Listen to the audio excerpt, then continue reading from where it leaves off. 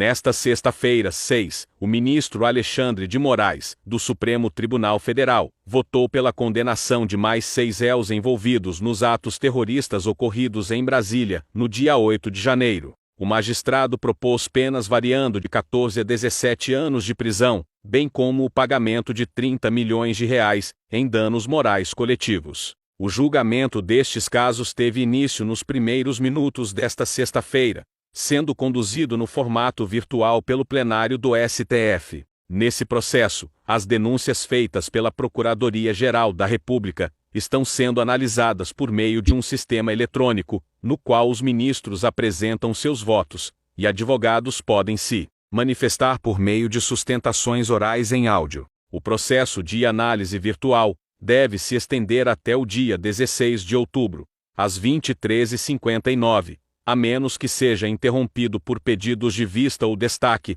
conforme previsto nas regras internas do STF. Mecanismos que podem ser acionados por qualquer ministro da Corte são julgados neste momento: Reginaldo Carlos Begiato Garcia, Jorge Ferreira, Cláudio Augusto Felipe, Jaqueline Freitas Jimenez, Marcelo Lopes do Carmo e Edneia Paes da Silva Santos.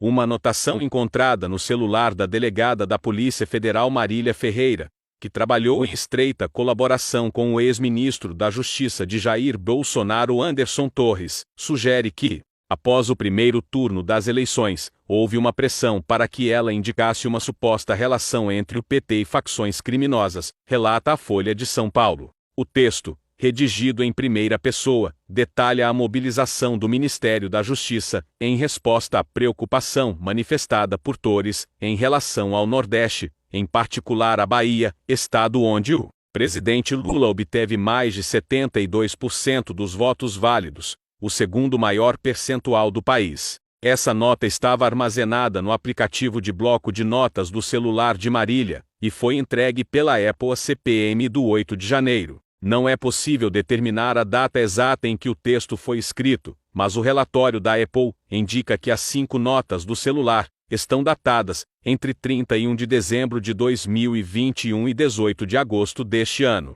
Marília e Torres estão no centro das investigações, que visam esclarecer se a Polícia Rodoviária Federal organizou numerosas blitzes durante o segundo turno das eleições, com o intuito de prejudicar eleitores do PT e favorecer Jair Bolsonaro.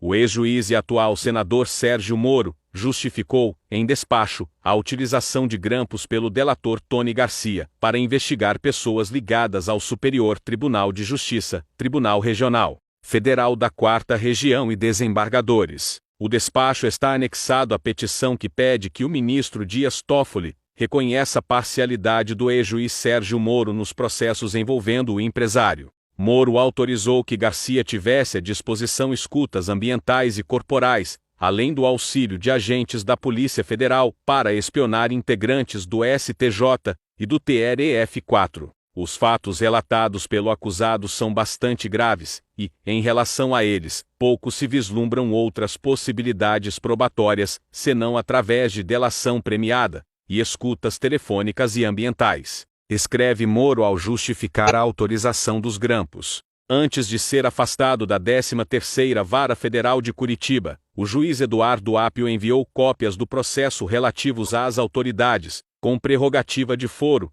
ao gabinete do ministro Ricardo Lewandowski. Na decisão, o magistrado destacou os fortes indícios de prática delitiva na atuação de Moro e integrantes do Ministério Público Federal. Na noite desta quinta-feira, policiais da Delegacia de Homicídios fizeram uma descoberta na Gardênia Azul, na zona oeste do Rio de Janeiro. 4 corpos foram encontrados em 2 carros, levantando suspeitas de que esses indivíduos estavam envolvidos na execução de 3 médicos e no ferimento de um 4º profissional da saúde em um quiosque na orla da Barra da Tijuca, também na zona oeste, segundo reportagem do jornal O Globo. Uma linha de investigação crucial da Polícia Civil sugere que os médicos podem ter sido vítimas de um erro, devido à semelhança física entre o médico Perseu Ribeiro de Almeida, 33 anos, uma das vítimas, e o miliciano Tailon de Alcântara Pereira Barbosa, de 26 anos. Ambos compartilhavam características físicas. As vítimas identificadas incluem Perseu, Marcos de Andrade Corsato, 62 anos, e Diego Ralph de Souza Bonfim, 35 anos, este último irmão da deputada federal Sâmia Bonfim. Além disso, o médico Danielson Neuende Proença, que foi ferido no mesmo incidente, passou por uma cirurgia de emergência no Hospital Lourenço Jorge, também na Barra da Tijuca.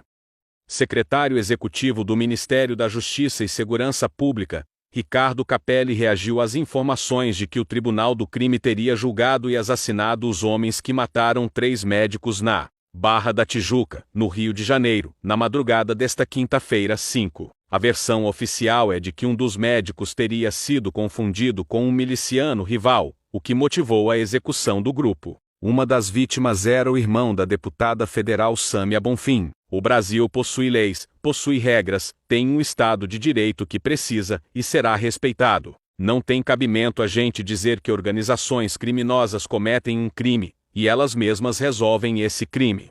A Polícia Federal acompanha as investigações, não só acompanha como colabora, e a gente espera cooperar para a elucidação desse caso o mais rápido possível, declarou Capelli. O número 2 do Ministério da Justiça esclareceu que, durante o andamento da investigação, ele não se manifestará a respeito do assunto, a fim de evitar qualquer interferência. Ele também observou que a Polícia Federal está cooperando ativamente nas investigações, seguindo a orientação do presidente Luiz Inácio Lula da Silva.